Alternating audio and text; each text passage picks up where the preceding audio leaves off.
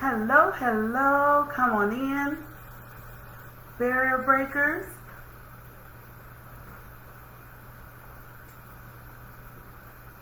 Hello, happy Focus Friday, actually Financial Focused Friday.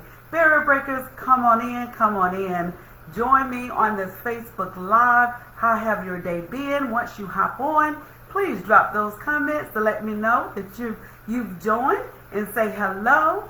Glad you were able to hop on the live. I'm going to put hello in the comments. Well, come on in, barrier breakers, come on in. Hop on this Financial Focus Friday. I see we have a couple of folks who came on, not sure who. You can drop those comments so I'll know that you're on. Hello, hello, hello. All right, I see my honey Larry has joined. Like he might have been the first one. Hello, hello, barrier breakers. Come on in to this Financial Focused Friday. I am so excited to join you all today.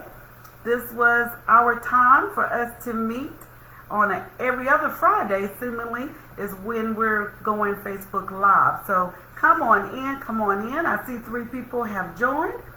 If you could put hello in the comments again, so I'll know that you're on. Hope you've had a fabulous Friday when we're getting ready to go into the weekend. So I hope your day was fantastic. And hope your weekend is going to be fantastic as well. Hello, hello, hello. Come on in. You can drop the comments below. Not going to hold you long tonight. I am going to introduce myself. I am Stacey Oliver, your barrier breaker and financial locksmith who empower individuals with the master key to complete financial freedom. So if you will, jump in. Want to expound on why complete financial freedom. Some of you may have wondered that and maybe not. Just want to expound. Complete financial freedom. The reason for complete financial freedom, if you were a person such as myself at one given point in time where you came out of financial bondage or you got out of debt, but then you found yourself back in debt. Yes, that was me. Coming out of debt, going back into debt, coming out of debt, going back in. Well, once you achieve complete financial freedom, you actually have a better hold on that as far as going back into financial bondage. You may encounter some debt along the way, but not financial bondage. That is a difference. So barrier breakers, we are breaking those barriers of getting in so much debt to where we find ourselves in bondage. And so we don't want to find ourselves in bondage. We can do that by doing what? Those 3 S's of setting, starting, and sticking to budget. So that takes us to what we have been discussing on the Financial Focus Friday about budget. So budgeters, you can drop those comments below if you set and started and you're sticking to those budgets. Hello, Erica. Hello, Cynthia. Hi, glad you all were able to join on this Friday. So if you are or have became a budgeter, if you can drop those comments, do those likes and those hearts, and let me know how it's working. Do want to do a Q&A today, a question and answer about budgeting. So we have been discussing setting, starting, and sticking to those budgets. It's very, very important to have a budget plan. Okay? Again, I like to say that a budget does not confine you. Basically, it helps you to stay in your means, help you to meet those financial goals. As you're paying down debt, you can see those savings increasing, right? Yeah, so we want to make sure we have those budget plans when we're actually going to pay those bills, make those payments, or when we're going to spend out. We want to make sure we have those budget plans right there in front of us before we spend anything. And then once we start, the very first thing we want to do is make that contribution, right? We want to give that 10%, right? So you want to make sure you do that from the top. Do want to talk about some ways too as well before we actually start with the questions and answers around budgeting. couple of ways to curtail your budget to make sure it's working for you is set up some auto drafts, some auto payments. One way you can do that is actually setting it up through online banking. Not sure if many of you are familiar with online banking, but within the 20th century, 21st century, I'm sure you all are aware of online banking or familiar with online banking. You can actually set up what we would call, where I said automatic drafts, but basically where you set up recurring payments. So each month you can actually set up those recurring payments that actually are due on the same date, the same time each month. So that way, not only that you're maintaining your budget, but you're making sure you're making on-time payments. So we want to make sure we make those on-time payments, or we want to stay within the grace period, right? Because we know some things come up and things happen. So that's why with some of our expenses, we are allowed what they call a grace period. So grace period can be anywhere from 5 to 10 days to where we're allowed to make those payments and still not be considered late, right? So give me some thumbs up and some likes if it makes sense. So if you will, put those in the comment that it makes sense before I move on and talk about some other ways about maintaining the budget and some quick tips about budgeting. All right, don't really see any comments or any questions there. Any questions or any comments? Makes sense. You can give me some. I don't see the likes or the thumbs up going. Let me see here. I'm going to turn mine down so you all won't hear it. Okay, so now we're going to move on to the next thing about how some other budget tips. I mentioned auto drafts. So certain bills you can set up for auto draft. One could be like your auto insurance.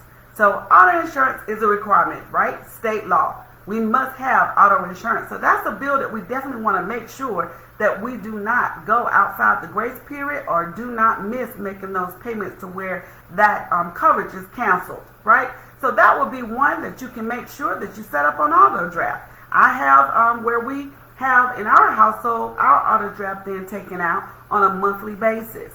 Now, auto draft, of course, can be set up different ways depending upon how you have your budget set up. It could be set up whether it's monthly, whether it's quarterly, or whether it's yearly.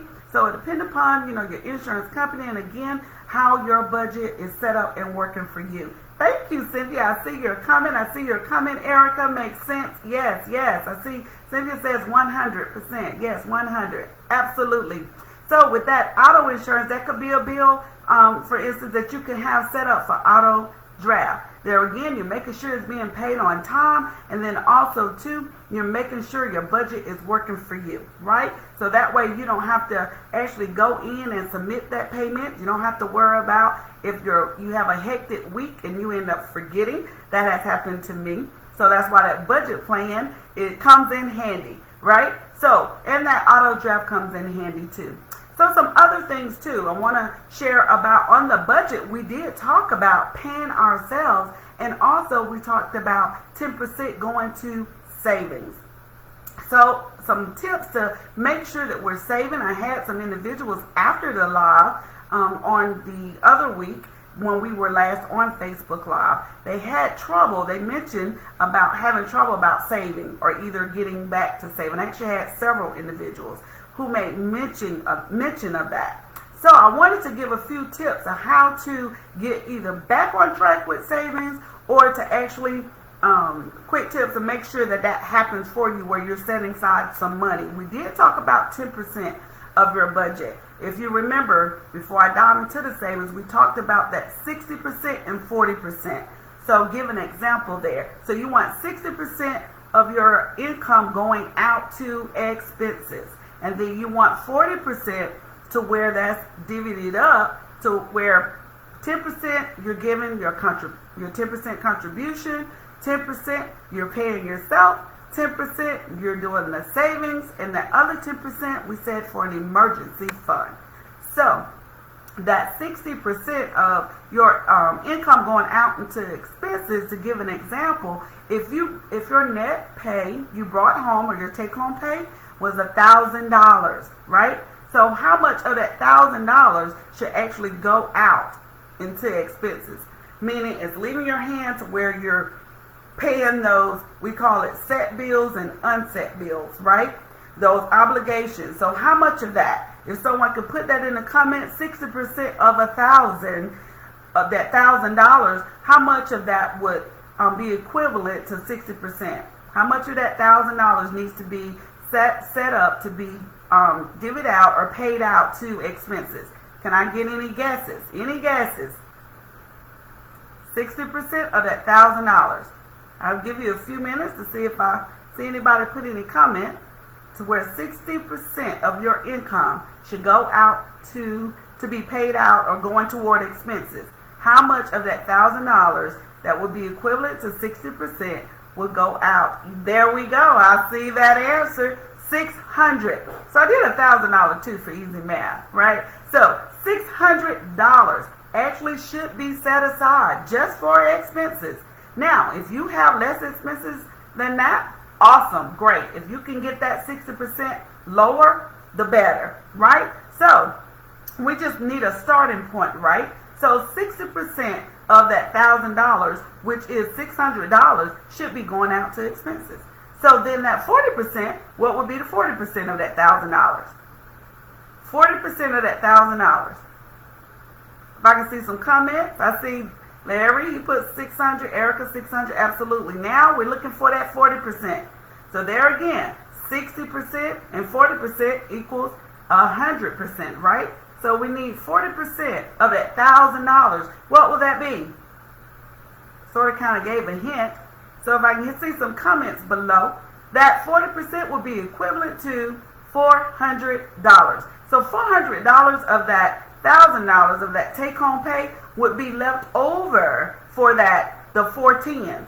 Remember we talked about the 410s, 10% to our contribution, 10% to paying ourselves, 10% to our savings, and 10% toward our emergency fund.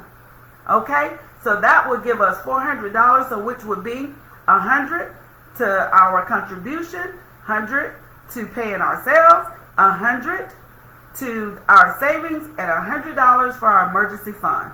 Okay, so again, for the sake of easy math, just want to make sure I painted that picture so you'll see what that looks like.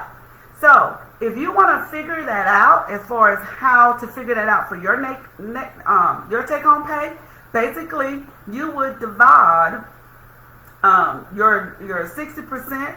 You would divide 600. That's what you would do. You would do 600.